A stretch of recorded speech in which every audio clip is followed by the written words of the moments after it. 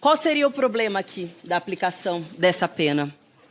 Aqui não é um problema de dosimetria, mas sim de vício formal, o que torna a decisão nula, porque a pena aplicada não tem previsão legal para aquela conduta específica. E o julgador aplicou a pena que ele quis, ainda que a legislação brasileira indique outra coisa. É exatamente a mesma conduta que foi aplicada no Conselho de Ética com relação ao deputado Glauber Braga. Porque o relator, ele aplicou a pena que ele quis, não aquilo que o Código de Ética determina. E aqui nós podemos ser criativos, nós podemos em alguns momentos sermos vingativos, nós podemos ser injustos, mas sempre nós temos que seguir aquilo que diz o nosso Código de Ética.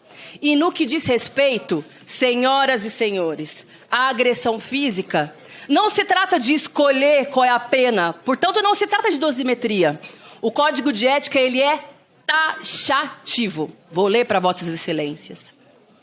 A censura escrita será aplicada pela mesa por provocação do ofendido nos casos de incidência nas condutas previstas no inciso 3 do artigo 5º. E o que diz o inciso 3 do artigo 5º? Praticar ofensas físicas ou morais nas dependências da Câmara. O nobre relator do Conselho de Ética utilizou o artigo 4º, distorcendo aquilo que está taxativo no nosso Código de Ética. E, nobre relator, com todo respeito à vossa excelência, o seu relatório se omitiu diante disso. E não se trata aqui de uma questão de mérito. Seria se a gente estivesse falando da dosimetria da pena, ou seja, de uma escolha política, subjetiva, de qual a pena deveria ser aplicada. Se trata de um vício formal. Também por isso, nós estamos contrários ao relatório que foi apresentado por Vossa Excelência, porque é explícito que houve um vício formal. Queria, em segundo lugar, fazer alguns agradecimentos. Sim, agradecimentos. Porque todo esse processo de luta contra essa injusta cassação também tem nos dado muitos exemplos de solidariedade. Primeiro, de milhares, para não dizer milhões de pessoas que nos abordam, Glauber, todos os dias, como nos abordaram na cidade do Rio de Janeiro nos últimos dias, dizendo: deputado, deputada, nunca vi algo tão absurdo e injusto acontecendo diante dos nossos próprios olhos. Fique aqui com a minha solidariedade. Mas eu também quero agradecer a todos os partidos políticos e parlamentares que já se posicionaram publicamente contra essa arbitrariedade.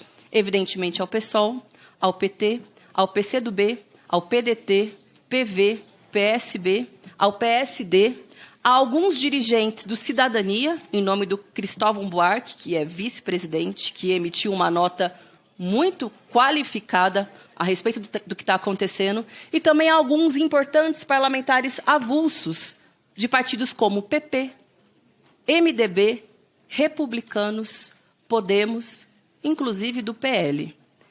Todos eles nos abordam todos os dias para dizer que estão contra a cassação, porque é injusta, porque não se caça deputado por ter reagido a uma provocação à própria mãe e porque isso pode abrir um precedente gravíssimo para os demais parlamentares. Muitos desses que nos abordaram, dessas siglas que nos abordaram, não gostam do PSOL, não gostam do Glauber, não concordam com o Glauber, mas não é isso o que deve mover o voto diante de um Conselho de Ética. Porque, afinal de contas, pelo que o Glauber está sendo julgado? Ele está sendo julgado porque alguns não gostam dele, porque alguns o consideram chato, porque alguns não gostam das suas posições, ou, supostamente, por ter agredido uma pessoa que veio aqui à Câmara para ofender a mãe dele? Se é por esse fato que ele está sendo julgado, a gente tem que utilizar aquilo que diz o nosso Código de Ética. Se querem dar um outro julgamento, que mudem o Código de Ética anteriormente, para poder aplicar essa pena distorcida que seria a da cassação. Para além do que diz o nosso Código de Ética, vou relembrar. Chiquinho Brazão, na última semana, não foi votado em plenário. Aliás, aqueles que estão muito incomodados com os 20 dias de prazo, 60 dias de prazo, que foram conquistados fruto da corajosa greve de fome, e, aliás, para aqueles que duvidam, que ficam tirando sarro da greve de fome, peço que consultem os excelentes profissionais de saúde do Departamento Médico da Câmara, que acompanharam todo o processo diuturnamente, que tem relatórios atestando do que se trata um processo de greve de fome, que foi o que o Glauber vivenciou. Peço que um relatório, inclusive, para o Departamento de Polícia aqui da Câmara, que fez a guarda, a segurança permanentemente do Glauber durante esse processo de greve de fome. Para aqueles que tiram sarro e que menosprezam, recorram à documentação, recorram à verdade e fujam da fake news e da provocação. Mas voltando, Chiquinho Brazão, o processo dele está há meses parado desde que foi aprovado no Código de Ética. Nunca foi votado. Ainda não foi votado. O que aconteceu? A mesa diretora decidiu pela sua cassação. Por qual motivo, gente? Para que ele tivesse seus direitos políticos preservados. E talvez para que alguns parlamentares não se constrangessem de votar contra ou votar a favor de um colega parlamentar. Por mais grave que tenha sido o que ele fez, foi essa a decisão da Câmara, da qual nós discordamos e sobre a qual nós protestamos, como fez a deputada Fernanda Melchiona na sua questão de ordem no dia de hoje. Porém, foi essa a decisão da Câmara. Mandante de um assassinato tem os direitos políticos preservados. E o que estão querendo fazer com o Glauber? Caçar e torná-lo inelegível por mais 8 anos. Não é evidente a distorção? Aqui não se trata nem de 2 pesos e 2 medidas, Fernanda. Aqui se trata de falta de vergonha na cara. Vocês me desculpem. Perdoar um assassino desse jeito? E tirar o mandato? E impedir que ele possa ser candidato? Do deputado Glauber? Porque ele reagiu a um provocador? Que ofendeu a sua mãe? Que poucos dias depois veio a falecer, infelizmente?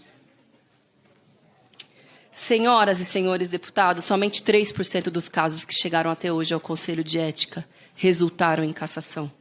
Todos eles eram casos de assassinato e de corrupção. E isso tem um motivo. Porque é o que diz o nosso Código de Ética. Também é taxativo, deputada Luísa Erundina. Mas por que, no caso do Glauber, estão fazendo malabarismo? E aí, talvez a deputada Bia Kicis tenha falado melhor do que eu da motivação disso. Porque é uma retaliação de alguns, porque estão inconformados que o Daniel Silveira foi preso e que não tem um mandato por causa disso.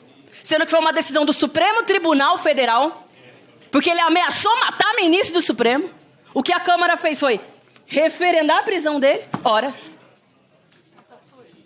E a Câmara nunca nem sequer chegou a caçá-lo. Eu não votei, adoraria ter votado. Mas não foi votado também, foi uma decisão da mesa diretora. Senhoras e senhores, estão querendo nos retalhar do quê? Sendo que foi ele que cometeu o crime contra o país e que nos ameaçava todos os dias no exercício do mandato parlamentar aqui. Mas a deputada Bia Kicis citou uma série de casos escabrosos, de negacionismo, de golpismo e de transfobia. Nenhum deles foi sequer julgado. Todos eles foram imediatamente arquivados. Então também não se trata de uma vingança com relação ao que a gente fez. Sabe por que o Glauber está passando por esse processo?